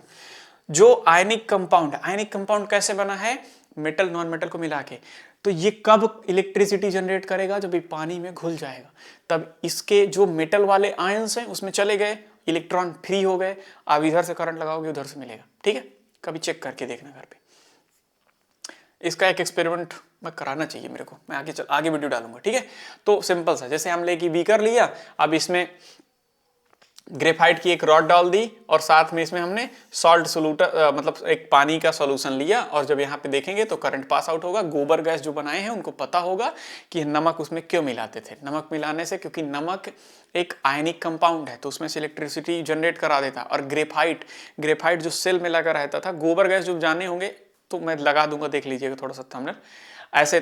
तो गोबर जो सेल रहता है उसमें ग्रेफाइट की एक रॉड होती है, और हम जब सेल बेकार हो जाते थे तब उससे गांव में बनाते थे बच्चे गोबर गैस, और उसमें डाल देते थे, लिक्विड डालते थे, और साथ में नमक डालते थे। नमक क्या काम करता था कि उसके फ्री आयंस जो इधर उधर फैल जाते थे, और जो सेल में थोड़ी बहुत जान बचती थी उसके आयंस को लेकर के वो ग्रेफाइट की रॉड से ऊपर तक पहुंचा देते थे करंट। जैसे तुम देखे होगे, अगर गोबर गैस होता क्या था, ऐसी एक ग्लास रहती है, अब इस ग्लास में एक ऐसा सेल भरा रहता है, यहाँ पे ये इसके अंदर एक सेल है। जो लोग गांव के होंगे उनको पता होगा कि ऐसे ऐसे ऐसे। अब इसमें पानी भर दिया, साथ में इसमें हमने सॉल्ट डाल दिया, ठीक है। तो यहाँ से हमने एक वायर ऐड कर दिया, तो इसमें साल्ट क्या करता था, ये फ्री आयंस दे देता था इसके इलेक्ट्रॉन को, और इससे होता था, इसमें करंट मिलता था, और यहाँ पे हमको इलेक्ट्रिसिटी प्रोड्यूस होने लगती थी, क्योंकि सेल के अंदर थोड़े बहुत जो बचे रहते थे वो करंट यहाँ पे देने लगते थे, ऊपर की तरफ जाने लगते थे। तो यहाँ पे भी सेम चीज होता है कि जैसे यहाँ पे है एक ग्रेफाइट का रॉड इसमें डाला, इसमें सॉल्ट का डाल दिया, तो इसमें करंट इलेक्ट्रिक, यहाँ बैटरी लगाया, तो हम देखेंगे कि हमको यहाँ पे करंट मिल जाएगा। रीजन क्या है, इसमें सॉल्ट डाला है, और सॉल्ट क्या है, एक आयनिक कंपाउंड है, और आयनिक कंपाउंड इलेक्ट्रिसिटी को पास करा पाता है जब वो वाटर में डिसॉल्व होता है। ये देखो गोबर गैस का एग्जांपल है भी यार, ये देखो यहाँ पे है, हम क्या करते थे, ये सेल था, इसके करंट को पहले इसमें डालते थे, ठीक है। तो इसके जो थोड़े बहुत इलेक्ट्रॉन आते थे इसमें आ जाते थे। अब इसमें क्या रहता था, सॉल्ट रहता था।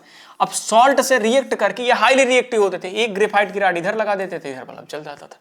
ऐसे करके ये पूरा ऐसे चलता था, ठीक है। ये प्रोसेस था, ठीक है। अब और नेक्स्ट प्रॉपर्टी देखोगे तो ब्रिटल होते हैं। ब्रिटल मीन्स होता है नाजुक कली, मतलब बहुत कमजोर होते हैं, तो ब्रिटल होते भाई। क्लास करने में वो थोड़ा सा हो जाता है। अब नेक्स्ट आ जाता है आयनिक कंपाउंड का फॉर्मेशन, देख लो, ठीक है। The compounds formed by the transfer of electrons from a metal to non metal are called ionic compound, पहले ही बता दिया हूं, और इलेक्ट्रोवैलेंट कंपाउंड इसी को बोलते हैं। एक मेटल से, जैसे हमारा यहाँ पे Cl था, क्लोरीन था, यहाँ पे मैग्नीशियम था, यहाँ पे क्लोरीन था, यहाँ पे एक इलेक्ट्रॉन इस माइनस का था, ये प्लस का था, इसने डोनेट किया, इसने एक्सेप्ट किया, और उसके बाद हमारा मैग्नीशियम क्लोराइड बन गया, और यही क्या बना, हमारा एक आयनिक कंपाउंड या इलेक्ट्रोवैलेंट कंपाउंड बना। अब प्रॉपर्टीज देख लो, प्रॉपर्टी अभी बता ही दी, high melting and boiling point होता है, दो बार है क्या यार ये सब, ठीक है। अब उसके बाद आ जाता है सोल्युबिलिटी इन वाटर। जो आयनिक कंपाउंड होते हैं नॉर्मली ये मैक्सिमम जो रहते हैं ये सोल्यूबल ही होते हैं, ठीक है, मतलब पानी के साथ रिएक्ट करने पर ये घुल जाएंगे। Many ionic compound are soluble in water because water molecule surrounded and separate the ions facilitating their movement. होता क्या है, जैसे कोई भी हमने इसमें आयनिक कंपाउंड लिया तो वो रिएक्ट कर लेते हैं वाटर के साथ और आसानी से उसके मॉलिक्यूल्स को तोड़ दिया जाता है। जो आयनिक कंपाउंड है उसके जो पार्टिकल हैं उनको डिफरेंशिएट कर देता है वाटर, जिसकी वजह से वो उसमें मिल जाते हैं। अब नेक्स्ट हमारा आ जाता है, ये कुछ मेथड है अब मेटल को प्यूरिफाई करने के, क्योंकि जो हमको मेटल मिलती है आपको पता है वो क्रस्ट में हमारे अर्थ के लेयर में मिलती है, बट वो प्योर फॉर्म में नहीं होती है। तो अब उसी से रिलेटेड कुछ चीजें पढ़ेंगे, जैसे occurrence of metal. Occurrence of metal means होता है कैसे जो हमको मेटल मिलती है वो किस फॉर्म में मिलती है और कैसे। जैसे आप नॉर्मल सा देखे होगे कि हीरा है या आयरन है, KGF मूवी देखी ही होगे, उसमें दिखाया गया है कि कैसे गोल्ड की उसमें काम किया जाता है, देन उसके बाद वहाँ से गोल्ड को निकालते हैं, फिर प्यूरिफाई करते हैं। तो हमको कोई भी मेटल एक प्रॉपर फॉर्म में नहीं मिलती, वो किस फॉर्म में मिलती है, उसमें कुछ मिनरल्स के फॉर्म में मिलती है और उसमें कुछ इम्प्योरिटीज़ होती हैं, जैसे सॉइल्स होती है, फिर उसके बाद स्टोन भी होते हैं, उसके साथ साथ उसमें सिलिकॉन भी होता है, बहुत सारी चीज़ें होती हैं। तो हमको उससे प्यूरिफाई करना चाहता है बट करना पड़ता है। तो अक्यूरेंस ऑफ मेटल मीन्स होता है the presence of metal inside the earth. और इसी से सबसे पहला जो इसमें का फेज आता है, जैसे हमको कोई भी मेटल मिल रही तो किस फॉर्म में मिलेगी, प्रॉपर मिनरल्स के फॉर्म में मिलेगी। मिनरल्स मीन्स होता है कोई भी एक ऐसी चीज जो अर्थ से हम निकाल रहे हैं वो क्या कहलाती है, minerals. The element or compound which occur naturally in the earth crust are called minerals. जो कहां पे मिलती है, नेचुरली अर्थ से, अर्थ में पाई जाती है, दैट इज मिनरल्स। अब मिनरल्स में सारी चीज आती हैं, जैसे तुम पेट्रोलियम की बात करोगे तो पेट्रोलियम भी मिनरल्स में आएगा। कुछ भी वो सारी चीजें जो हमको अर्थ से निकालते हैं अपने यूज के लिए, वो सारी चीजें मिनरल्स हैं। मिनरल्स कई टाइप के होते हैं, जैसे उसमें मेटल भी होती है, नॉन मेटल भी होती हैं, फिर उसमें और आगे चलोगे तो जैसे उसी चीज को कंप्रेस करके गैस बनाई जाती है जो हमारे डेली यूज में आती हैं, तो ये रहते हैं। अब इसमें मिनरल्स हो गया, मिनरल्स तो वो सारी चीजें हो गई जो हमको अर्थ के नीचे से मिलती हैं। अब नेक्स्ट आ जाता है मिनरल्स के बाद एक वर्ड होता है ओर्स। ओर्स क्या होता है, जैसे तुम बड़े बड़े पत्थर देखे होगे जिसमें थोड़ा सा कुछ भी चीजें हैं, आप अक्सर वीडियो में आजकल देखते होंगे कि ये इतना बड़ा पत्थर मिला, उसमें गोल्ड था, फिर किसी में डायमंड था। तो ओर्स वही होता है स्टार्टिंग का फेज एक मेटल का, जिसमें इंप्योरिटीज मिली हुई है। तो सिंपल सा है, ओर्स क्या होते हैं, minerals that contain a very high percentage of particular metal. मतलब एक ऐसा मिनरल्स जो हमें अर्थ से मिल रहा है, एक ऐसा सब्सटेंस जिसमें मैक्सिमम परसेंटेज मेटल के हैं और साथ में उसमें इंप्योरिटीज हैं, जैसे सॉइल है, स्टोन है, साथ में किसी किसी में सिलिकॉन, ऐसी सारी चीजों से मिलके बना रहता है। तो सिंपल सा, a minerals which contain high percentage of metal that is known as a ores. एक ऐसी चीज, जैसे हम नॉर्मल सा अगर एक एग्जांपल लेते हैं, हमको एक बड़ा सा पत्थर ऐसा ऐसा कुछ मिला, अब इसमें 70% में क्या है, 70% में कोई आयरन है, ठीक है, आयरन है। उसके बाद इसमें 10% सॉयल है, अब उसके बाद और फिर और 20% और सारी इंप्योरिटीज हैं, तो ऐसे करके बना है। लेकिन मैक्सिमम परसेंटेज किस चीज के हैं, मेटल के हैं। तो ये क्या होगा, ये एक ओर्स है, अभी ये इम्प्योर फॉर्म में है और इसको ओर्स बोला जाएगा। अब इसको प्योरीफाई करके इसमें से मेटल निकाली जाएगी, मेटल को एक्सट्रैक्ट किया जाएगा, ठीक है, इसमें से मेटल को अलग किया जाएगा और साथ में और जो चीजें इम्प्योरिटीज हैं उनको अलग किया जाएगा। अब ओर्स जान लो, सिंपल सा ओर्स, अगर कोई पूछे क्या होता है, ओर्स होते हैं, एलॉय होते हैं, पता होना चाहिए। ओर्स सिंपल सा a minerals which contain a high percentage of metal, that is known as a minerals. ठीक है, अब बहुत सारे तरीके होते हैं उसमें से मिनरल्स से और ओर्स से मेटल को अलग करने के। जैसे सबसे पहले हम रिएक्टिव सीरीज के अकॉर्डिंग देखते हैं कि हमारी रिएक्टिव सीरीज कैसी होती है। रिएक्टिव सीरीज में जैसे हमारे 3 टाइप के थे, एक हाईली एक्टिव थे जो पोटेशियम सोडियम के ऊपर के आ रहे थे, जो बीच में आ रहे थे, और नीचे सबसे आता था हमारा प्लेटिनम। तो उसी के अकॉर्डिंग हम कैसे इंप्योरिटीज हटाते हैं वो डिपेंड करता है। जैसे सबसे पहले देखो, extraction of metal from their ores. Suppose that हमको गोल्ड का ओर मिला, एक ऐसा स्टोन मिला, पत्थर मिला जिसमें इंप्योरिटीज है, साथ में उसमें गोल्ड भी है। तो कैसे एक्सट्रैक्ट करते हैं, यही सारा चीज इसमें हम पढ़ते हैं। तो सिंपल सा पहले देखो, एक वर्ड होता है मेटलर्जी। मेटलर्जी मींस होता है a process of purifying a ores, that is known as a metallurgy. या ये बोल सकते हो a process of extraction of metal through या by ore, that is known as a metallurgy. किसी भी एक बड़ा सा सब्सटेंस ओर से उसमें से मेटल को निकालने का प्रोसेस क्या कहलाता है? मेटल से निकालने का प्रोसेस, मेटल निकालने का प्रोसेस ओर से ही कहलाता है मेटलर्जी। ठीक है, metallurgy is a science in process of extracting metals from their ores, refining them and preparing them for use। जैसे हमको पेट्रोल मिलता है सब, अब पेट्रोल के बारे में अगर जानो, जो हम लोग हम यूज करते हैं अपनी बाइक में, तो ये हमको एक ओर के फॉर्म में मिलता है। फिर ये प्यूरिफाई होने जाता है, फिर प्यूरिफाई होने के सबसे हाईली जो यूजफुल रहता है वो जाता है जेट में यूज होता है, प्राइवेट प्लेन में, एरोप्लेन में यूज होता है। फिर उससे कम रिएक्टिव जो रहता है वो आता है जो लंबरगिनी कार है, इनमें सब में यूज होता है, क्योंकि वो अभी और रिएक्टिव। अब उससे जो इम्प्योर होता है, उससे जो कम प्योर होता है, उसको हम लोग यूज करते हैं, फिर बोलते हैं यहाँ पे पेट्रोल पंप पे बोलते हैं कि भैया ये पावर वाला है। उससे कम वाला पेट्रोल जो प्योर है वो नॉर्मल पेट्रोल में आता है, फिर उसी से बनाते हैं सारा चीज, डीजल बनता है, फिर कैरोसिन बनता है, फिर उसी के बाद जो सबसे उसका बेस्ट प्रोडक्ट रहता है उसमें की बनती है रोड। कैसे बनती है आप लोग बता सकते हो, जानते होगे। ठीक है, तो सिंपल सा एक पार्टिकुलर प्रोसेस होता है ओर्स से मेटल को निकालने का, that is known as a metallurgy. ठीक है, अब हम देखेंगे कितने स्टेप होते हैं, steps involve in the extraction of metal from their ores. जैसे देखो कि अब सबसे पहले तो हम 3 टाइप में वो किए थे, एक हो गया मेटल्स ऑफ हाई रिएक्टिविटी, पहला हो गया, दूसरा हो गया मेटल ऑफ मीडियम रिएक्टिविटी, तीसरा हो गया मेटल ऑफ लो रिएक्टिविटी। ठीक है, अब जो हाई वाले का है रिएक्टिविटी, उसको हम किस प्रोसेस से कर देंगे? सिंपल सा है electrolysis of molten ore. Simple सा इलेक्ट्रोलाइसिस कर देंगे, मोल्टेन ओर का भी आगे बता दे रहा कैसे करेंगे, वो कर देंगे, और उसके बाद हमें प्योर मेटल मिल जाएगी। जो हाई रिएक्टिव हैं उसके ओर्स को क्या करेंगे, मोल्टेन फॉर्म में, उसके मोल्टेन फॉर्म का इलेक्ट्रोलाइसिस करवा देंगे एक बैटरी के प्रेजेंस में, जो भी प्रोसेस है वो बता दे रहा। बैटरी के प्रेजेंस में करंट से हम लोग उसका इलेक्ट्रोलाइसिस करा देंगे उस ओर का, तो हमको प्योर मेटल मिल जाएगा। ये हाईली वालों का है। अब लेस वालों का क्या होता है, सिंपल सा, एक जैसे हमारा कार्बोनेट ओर हो जाता है, और उसके बाद एक हो जाता है हमारा कैल्सिनेशन का, और उसके बाद हमारा हो जाता है सल्फाइड ओर, और उसके बाद रोस्टिंग। तो इसमें थोड़ा सा तरीका होता है कि हम जब मीडियम वाले का करते हैं तब हमको उसका सल्फाइड लेकर के फिर उसके बाद उसका रोस्ट हीट की प्रेजेंस में रिएक्ट कराना पड़ता है, मैं भी इसका भी बता रहा। तो ये 3 प्रोसेस होते हैं। और थर्ड वाले का हमारा हो जाता है इलेक्ट्रोलाइसिस ऑफ मोल्टेन ओर, फिर वही प्रोसेस आ जाता है, फिर हमको प्योर मेटल मिल जाती है। ठीक है, नेक्स्ट हमारा आता है एनरिचमेंट ऑफ ओर्स।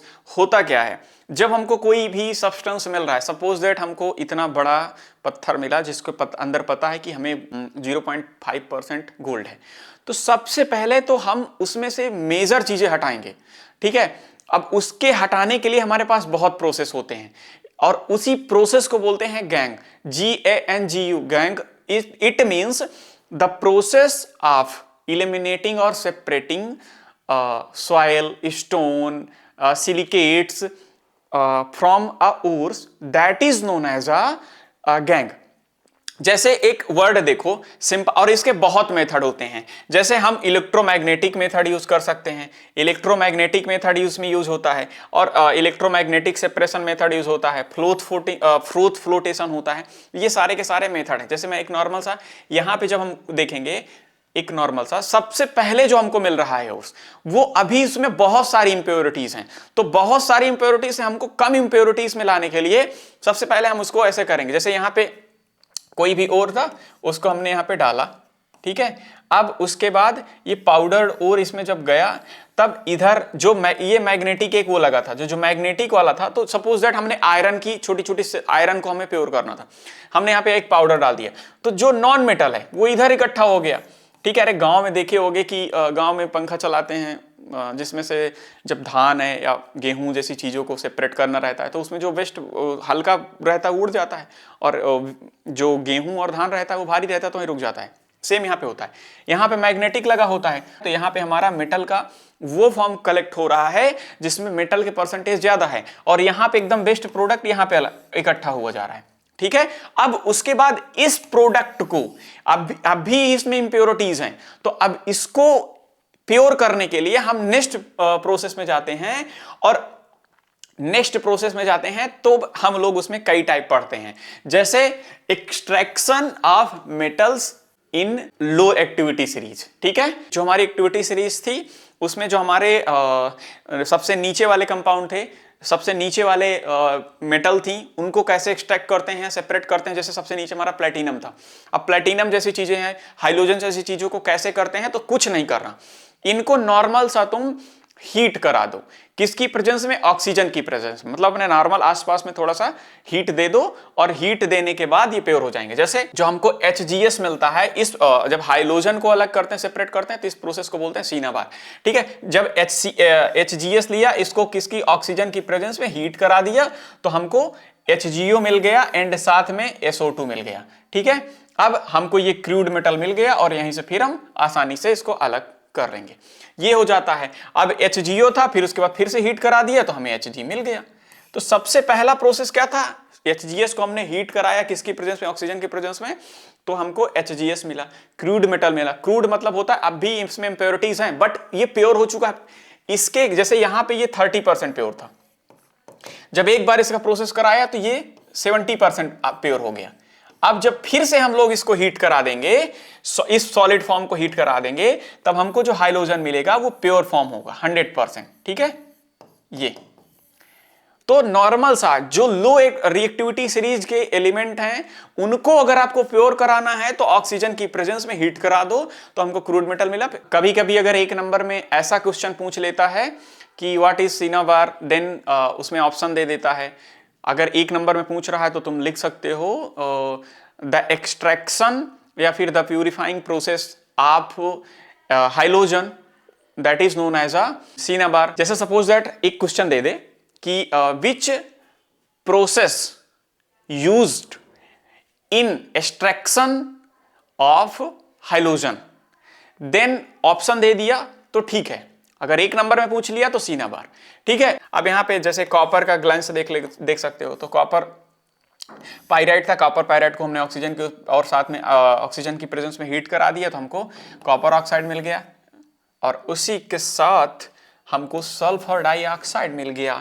फिर से हमने कॉपर को गर्म करा दिया, किसकी प्रेजेंस में, उसी के ओर के साथ, और हीट कर दिया तो हमको प्रॉपर कार्बन मिल गया। अब भी एक क्रूड है और फिर इसके बाद एक बार और कराना पड़ेगा, तो सिंपल सा है, ये तुम प्रोसेस जानो तो ठीक है। ये सारा चीज हो गया। ऐसे करके लो एक्टिविटी सीरीज का रिएक्शन सिंपल सा नॉर्मल सा हीट देनी है उसी के एयर की प्रेजेंस में, ठीक है। वो तो हमारा हो गया कि जो लो रिएक्टिव सीरीज के एलिमेंट थे सबसे नीचे वाले, उनको हम नॉर्मल सा हीट करा देते थे तो वो हो जाते थे।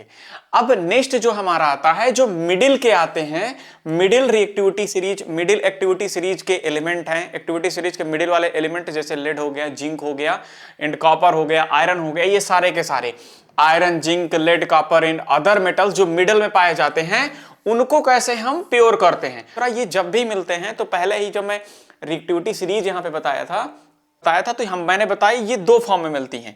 एक हमारा फॉर्म मिलता है सल्फाइड का, एक सल्फाइड ओर के रूप में मिलती है और उसके बाद उसका रोस्टिंग होता है, और एक हमारा मिलता है कार्बोनेट का ओर मिलता है, ठीक है। एक सल्फाइड के साथ ये मेटल मिलेगी और एक बार ये हमको किसके साथ मिलेगी, एक बार हमको मिलेगी कार्बोनेट के साथ। जैसे जिंक ही ले लो तो जिंक दो फॉर्मेट में पाई जाएगी, ठीक है। या तो सिंपल सा ZnS होगा, जिंक सल्फाइड होगा, और इसको कैसे वो करेंगे तो सिंपल सा है, इसको सबसे पहले ऑक्सीजन की प्रेजेंस में गर्म कर देंगे। क्या कर दिया हम लोगों ने, इसको हीट कर दिया।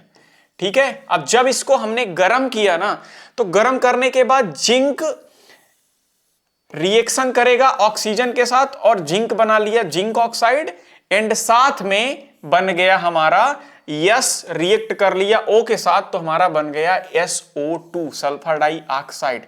तो एक ये हो गया। पहले आप ये जानो, जब भी ये मेटल वाली सीरीज हैं, iron, zinc, lead, copper and other जो मिडिल की सीरीज हैं, ये नॉर्मल सा रिडक्शन रिएक्शन के थ्रू, रिडक्शन टेक्निक के थ्रू इनका यूज करके इनको प्योर किया जाता है। अब मैक्सिमम जो ये मेटल होती है, ये पाई किसके साथ जाती हैं, सल्फाइड के साथ या फिर कार्बोनेट के साथ। तो जैसे देखो, सल्फर के साथ हमारा एक जिंक हमको मिला, एक जिंक का पत्थर मिला। अब उसमें क्या है, जिंक सल्फाइड है का पत्थर है, हमको उसमें से जिंक प्योरीफाई करना था, तो हमने उसको ऑक्सीजन की प्रेजेंस में हीट दे दी, तो हमको एक और मिल गया जो क्रूड मेटल मिला, या कह लो कि अब भी प्योर है। जैसे इसमें देखोगे, इस पूरे के पूरे में जिंक, ये इंप्योरिटी कितनी थी, 30%। ठीक है, अब जब हमने इसको प्योर किया तो इधर जिंक ऑक्साइड आ गया और ये थोड़ी सी इसकी प्योरिटी बढ़ गई। अब फिर से इसको एक बार जिंक ऑक्साइड प्लस कार्बन के साथ रिएक्ट करा दो, और जैसे ही रिएक्ट कराओगे तो ऑक्सीजन इसके साथ चला जाएगा और जिंक अलग हो जाएगी। ठीक है, तो Zn आपका प्लस एंड साथ में CO, ये हमको यहां पे मिल जाएगा। अब एक क्या होता है, ये तो सल्फाइड के साथ हो गया, कभी कभी होता क्या है, जिंक कार्बोनेट होता है, ZnCO3, मतलब जिंक कार्बोनेट के फॉर्म में मिल रहा है, या तो वो सल्फर के फॉर्म में मिलेगा, जिंक सल्फाइड के फॉर्म में और मिलेगा जिंक का, या फिर कार्बोनेट के फॉर्म में मिलेगा। जैसे ही हमारा जिंक कार्बोनेट है ZnCO3, इसको हमने हीट कराया ऑक्सीजन की प्रेजेंस में। ठीक है, हीट, तो जिंक हमारा इसके साथ रिएक्ट करेगा तो बन जाएगा ZnO प्लस, अब यहां पे कार्बोनेट है तो कार्बन डाइऑक्साइड बन जाएगा। अब फिर से हम इस वाले जो कंपाउंड हमें मिल रहा है ZnO, इसको हमने फिर से रिएक्ट करा दिया कार्बन के प्रेजेंस में, तो फिर से हीट कराने पे तो हमको कार्बन Zn तो प्योर हो जाएगा, O किसी के साथ आ जाएगा, तो Zn मिल गया एंड साथ में कार्बन मोनोऑक्साइड मिल गया।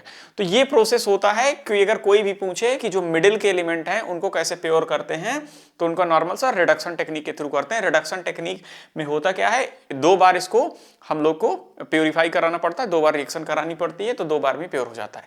अब नेक्स्ट हमारा आ जाता है, लो का हो गया, मिडिल का हो गया, अब हाई बचा। हाई में देखो सिंपल सा है, extracting metal towards the top of the activity series, जो सबसे ऊपर है उनको कैसे करते हैं। ठीक है, टॉप पे बैठी हैं, तो उनका सिंपल सा है, ये इलेक्ट्रोलाइसिस के प्रोसेस के थ्रू होती हैं। एक नॉर्मल सा एग्जांपल बताता हूं, वो समझ लेना। जैसे पोटेशियम हो गया, सोडियम हो गया, ये सारी की सारी मेटल हैं, इनमें हम सिर्फ एक करते हैं, इनमें हम उसी मेटल का इलेक्ट्रोलाइसिस ले लेते हैं, या यूं कह लो कि एक कोई इलेक्ट्रोलाइसिस सॉल्यूशन ले लिया और उसमें करंट पास करा दिया, और उसके बाद हमको वो मेटल सारी की सारी प्योर फॉर्म में मिल जाएगी। जैसे मैं एक एग्जांपल हम लोग लेके चलते हैं। ठीक है, अब हमको करना क्या है, जैसे सोडियम क्लोराइड था, हमको सोडियम पता करना है या हमको सोडियम को प्योरीफाई करना है, तो हमने क्या लिया, एक बैटरी ली, ऐसे एक बैटरी ले ली। अब इसके अंदर हमने ये सोडियम क्लोराइड इसी का सॉल्यूशन फॉर्म में डाल दिया इसको। ठीक है, ये सोडियम क्लोराइड है और किस फॉर्म में है, सॉल्यूशन के फॉर्म में। ठीक है, ये हमारा सॉल्यूशन के फॉर्म में है, इसमें हमने एक एनोड डाल दिया, एक कैथोड डाल दिया। ये क्या है हमारा, माइनस या बोल दो, ये प्लस है, सपोज दैट एक एनोड हो गया, ये कैथोड हो गया। अब जब हम इसको हमने एक बैटरी के थ्रू जोड़ा, ठीक है, एक बैटरी के थ्रू जोड़ दिया, तो जैसे इसमें हम करंट पास कराएंगे ना, जैसे हम इसमें करंट पास कराएंगे, तो जो ये सोडियम क्लोराइड था ये टूट जाएगा, Na+Cl-, ऐसे करके, तो Na+ वाला किधर जाएगा, कैथोड की तरफ, तो ये इसमें मिल जाएगा। और क्लोरीन कहां मिल जाएगा हमको, क्लोरीन इसमें मिल जाएगा। क्लोरीन एनोड पे इकट्ठा हो जाएगा, और आप देखोगे तो एनोड पे, कैथोड पे सोडियम मिलेगा, और एनोड पे हमारा क्या मिल रहा है, क्लोरीन मिलेगा। तो ये करके नॉर्मल से होते हैं, इसमें बहुत सारी चीजें हो। अब जैसे एल्यूमिनियम ले लोगे, ये तो सिंपल सा हो गया सोडियम का। अब जैसे ये यहाँ पे देख लो, यहाँ पे था हमने सोडियम क्लोराइड कह के यहाँ पे एक सारा ये लिक्विड डाल दिया था इसमें, तो जो क्लोरीन था वो इस एनोड में आ जाएगा और जो मेटल है वो किस में आ जाएगा, कैथोड पे आ जाएगा। ये सारा का सारा है। और ये सारी चीजों के लिए जैसे अब एल्यूमिना का लेंगे, Al2O3 ले लिए, सपोज दैट हमने Al2O3 ले लिया, ठीक है, एल्यूमिना ले लिया, Al2O3 ले लिया, तो यहाँ पे हमने एक पॉट लिया और इसमें हमने इसका इलेक्ट्रोलाइसिस प्रोसेस करा रहे हैं। तो इसमें हमने सबसे पहले एक एनोड डाल दिया, एक कैथोड डाल दिया, ये एनोड हो गया, ये कैथोड हो गया। तो जो हमारा Al है, अब Al और ऑक्सीजन अलग अलग हो जाएंगे, Al प्लस ऑक्सीजन माइनस के साथ अलग होगा। तो एल्यूमिना जो रहेगा वो कहाँ पे सेपरेट होने लगेगा, वो हमारा कैथोड के पास इकट्ठा होने लगेगा। मैं एक इसमें का शॉर्ट्स बना के डाल दूंगा कि ये प्रोसेस कैसा होता है। नेक्स्ट आ जाता है हमारा refining of metals. It means metal को एकदम से रिफाइन कैसे करते हैं, एकदम प्योर मेटल कैसे हम लोग प्राप्त करते हैं या फिर हम कैसे कलेक्ट करते हैं। तो अगर 1-2 नंबर का आता है तो इसको ऐसे करना, सिंपल सा, जैसे हम पूरा का पूरा एक नॉर्मल सा प्रोसेस देखो। सबसे पहले देखो, the majority of metal acquired during the reduction process are not very pure. ठीक है, जो हमारा रिडक्शन प्रोसेस हो रहा है वो उस टाइम के मेटल पे एकदम प्योर नहीं होता है, क्योंकि वहां पे ऑक्सीडेशन के थ्रू और फिर कैथोड एनोड पे इकट्ठा होगा, तो उसमें नहीं होगा। इस वजह से दीज मस्ट बी प्रोसेस्ड और purified further. The final phase in metallurgy is metal purification. और यही फाइनल फेज होता है, क्योंकि जो हमको अभी तक मिली है उसमें हमको कुछ ना कुछ इंप्योरिटीज हैं, तो लास्ट में जब हम लोग उसमें से प्यूरिफाई करते हैं वो होता है मेटल प्यूरिफिकेशन। और ये पूरा का पूरा प्रोसेस होता कैसे है और कैसे जो मेटल का ओर मिलता है उससे हम एकदम प्योर मेटल को कलेक्ट करते हैं। सिंपल सा देखो, सबसे पहले देखो, in this process a thick block of impure metal is use as a anode. ये ऐसे नहीं समझो। अब जैसे एक एग्जांपल के थ्रू मैं समझा रहा, ज्यादा अच्छे समझ आएगा। सपोज दैट हमने एक यहाँ पे बड़ा सा, अच्छे से समझते हैं, ये एक बड़ा सा बर्तन लिया, इसमें हमने क्या किया, एक एनोड, ये है थोड़ा मोटा सा एनोड, और एनोड पे कौन सा चार्ज है, पॉजिटिव चार्ज है। ठीक है, एनोड पे कौन सा चार्ज है, पॉजिटिव चार्ज है। और ये एनोड किसका है, इम्प्योर मेटल का, इम्प्योर मेटल का।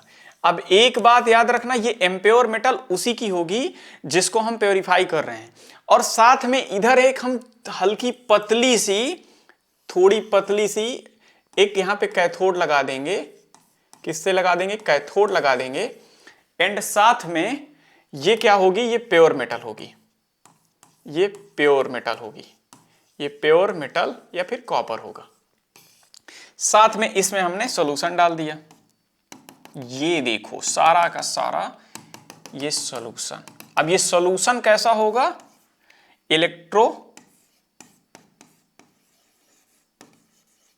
इलेक्ट्रोलाइट। ये जो सॉल्यूशन होगा ये इलेक्ट्रोलाइटिक सॉल्यूशन होगा और इसी मेटल का होगा। जो इलेक्ट्रोलाइसिस या सॉल्ट सॉल्यूशन होगा और इसी मेटल का होगा। जैसे अभी हम सपोज दैट कॉपर को कर रहे हैं, कॉपर को हमने लिया, तो ये कॉपर की, ये Cu की इम्प्योर एनोड हो गया और ये कॉपर की प्योर मेटल हो गई। ठीक है, ये प्योर मेटल हो गई। अब होगा क्या, यहां पे हमने क्या ले लिया है, CuSO4 ये ले लिया है। जब हमने CuSO4 लिया है तो इसमें Cu ब्रेक डाउन होगा, Cu2+ ब्रेक डाउन होगा, SO4 डबल माइनस, ऐसे आपका जो SO4 होगा और Cu2+ ऐसे करके Cu2+ ऐसे अलग होगा। अब जो इधर से टूट रहा है ये यहां से पूरा का पूरा मेटल होगी। अब कुछ इंप्योरिटीज जो नॉन सोल्यूबल होगी, मतलब जो नहीं घुलेगी, नहीं घुलने वाली होगी, वो क्या करेगी, यहां पे एक मड के रूप में, यहां पे मड के रूप में, मतलब ऐसे कर सकते हो कि इंप्योर फॉर्म में यहां पे मड के रूप में इकट्ठी हो जाएगी। एंड साथ में घुलने वाली होगी, जो सोल्यूबल होगी वो इसमें घुल जाएगी, एंड साथ में Cu2+ है वो इधर आके इस मेटल में, इस कॉपर में हमारा इकट्ठा हो जाएगा। एंड जो SO4 का डबल माइनस है वो इधर से होता हुआ, इसको हमने एक बैटरी से ऐड कर दिया था यहाँ पे, सपोज दैट यहाँ पे एक हमने बैटरी ली थी, और बैटरी कैसी थी, डीसी थी। तो जो बैटरी थी वो डीसी थी, और यहां से होते हुए जो SO4 के डबल इलेक्ट्रॉन है वो यहां से होते हुए यहां पे आ जाएंगे। तो ये सिंपल सा हो गया। और ऐसे यहाँ पे कॉपर, इसका जो इम्प्योरिटी रहेगी वो नीचे कुछ सोल्यूबल रहेगी तो कुछ इसमें घुल जाएगी, कुछ जो अनसोल्यूबल रहेगी वो इसमें, इसके नीचे मड के रूप में बैठ जाएगी, और इसके बस हो गया। और Cu इसमें इकट्ठा हो जाएगा, और साथ में SO4 डबल माइनस है तो यहां से होते हुए इसमें आ जाएगा। तो ये प्रोसेस है, और इसी प्रोसेस के थ्रू फाइनल मेटल की जो प्योरिटी होती है, प्योरिफिकेशन होता है, वो यहीं से डन हो जाता है। अब अगर और देखना है तो देखो, Cu इम्प्योर है, Cu प्योर है, और साथ में इम्प्योरिटीज मिल जाती हैं। Cu जो इम्प्योर रहता है वही हमारा ब्रेक डाउन होता है किसमें, प्योर में, और साथ में इम्प्योरिटीज के साथ। जैसे ये हमने एक डायग्राम देख लो, ये सिंपल सा डायग्राम था, इसमें हमने एक इम्प्योर कॉपर की एनोड डाल दी है जो कि पॉजिटिव था, और एक हमने प्योर कॉपर की रॉड डाल दी है जो कि प्योर थी। और इसमें हमने सॉल्यूशन कौन सा लिया था, इसी से रिलेटेड जो मेटल यहाँ पे हम प्योरीफाई करने हैं उसी का सॉल्ट सॉल्यूशन, इलेक्ट्रोलाइट सॉल्यूशन लेना है। तो यहाँ पे हमने कॉपर सल्फेट का सॉल्यूशन इलेक्ट्रोलाइट ले लिया है। अब ये जो इम्प्योर फॉर्म में हमारी एनोड पे थी इम्प्योर कॉपर, उसमें से कुछ इम्प्योरिटीज यहाँ पे मिल जाएंगी, साथ में कॉपर इसमें से निकल करके हमारा एनोड पे जा करके इकट्ठा हो जाएगा, और ऐसे करके पूरा का पूरा प्रोसेस इसमें डन होता है। जैसे देखो, तो अगर देखोगे तो इम्प्योर फॉर्म में ये हो रहा है, और कैथोड पे कौन सा रिएक्शन होगा, Cu2+ 2 इलेक्ट्रॉन ले करके वो चला जाएगा प्योर फॉर्म में, और साथ में जो एनोड पे होगा वो Cu इम्प्योर में किस में ब्रेक डाउन हो जाएगा, कॉपर प्लस 2 इलेक्ट्रॉन में। ऐसे करके हो गया। नेक्स्ट हमारा आ जाता है कोरोजियन। अब इस सिंपल सा ये रस्टिंग का ही एक पार्ट होता है। जैसे कोई भी मेटल होती है उसमें आप देखोगे ये स्टार्टिंग के फेज में होती है, थोड़ा टाइम पे वो अगर उसको हम लोगों ने एयर में रख दिया, पानी में रख दिया, तो उसमें रस्टिंग आ जाती है, कोरोजन पकड़ लेता है, कह लो कि ऑक्सीडेशन हो जाता है। जैसे देखो, refers to the gradual deterioration of a material, typically a metal due to in the influence of moisture, air or chemical in the surrounding environment. An example is the rusting of iron. जैसे simple सा है, हम iron बाहर रख दिए, उसमें बारिश हुई, हमारा एक आयरन रखा हुआ है, सपोज दैट ये एक आयरन की छड़ रखी है, अब इसमें बारिश हो रही है धीरे धीरे, तो ये क्या होगा, इसमें इसका ऑक्सीडेशन होने लगेगा, तो ये हमारा FeO बना लेगा। ऐसे करके कॉपर है, तो ऐसे हमारे पूरे के पूरे कोरोजन होता है। कोरोजन होता है किसी चीज में आसपास की चीजों से रिएक्ट कर, जब उसमें उसके ऊपर की लेयर की डिस्ट्रॉय होने लगती है, that is part of corrosion. और ये एक प्रोसेस है, सिंपल सा अगर डिफिनीशन आता है तो 1 नंबर का लिख सकते हो, it is a process when any metal react with their environment and getting destroy, ऐसे कर सकते हो। नेक्स्ट आ जाता है हमारा प्रिवेंटेशन। कैसा होता है, तो प्रिवेंटेशन का भैया तरीका सिंपल सा है, क्या क्या कर सकते हैं। पहला तो हम लोग हो जाता है गैल्वेनाइजेशन होता है। गैल्वेनाइजेशन में protecting steel and iron from rusting by coating them with a thin layer of zinc alloying.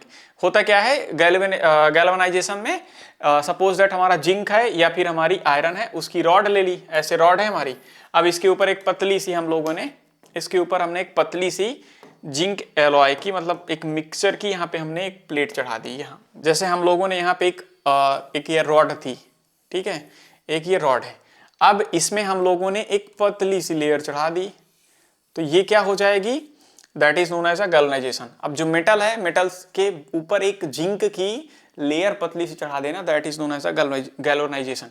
अब नेक्स्ट हमारा पार्ट आता है एलॉइंग। एलॉइंग मींस होता है जब हम दो मेटल को मिला के एक तीसरा सब्सटेंस बनाते हैं, ठीक है। इस सबसे अच्छी टेक्निक यही मानी जाए। जैसे तुम देखोगे तो बर्तन होते हैं, इनमें नहीं लगता है क्योंकि इनमें मिक्स करके जिंक हो गया, आयरन हो गया, सारी चीजें मिला के एक नई कॉपर हो गया और साथ में आयरन हो गया, मिला के एक नई मेटल बनाते हैं। तो उसमें इतनी ज्यादा प्रॉपर्टी नहीं होती है रस्ट होने की या कोरोजन की, ठीक है। ये देखो, alloying is a useful technique for enhancing the properties of metal by mixing a metal with other substance we can achieve the desired characteristics। हम अपने अकॉर्डिंग उसकी characteristics को पा सकते हैं। तो ये थे कुछ चीजें। एंड नेक्स्ट आ जाता है इसके कुछ एग्जाम्पल, जैसे होते हैं जैसे अगर आप एग्जाम्पल देखोगे तो सिंपल सा है, for example iron is commonly used but not in its pure form because pure iron is too soft and stretches easily when heated.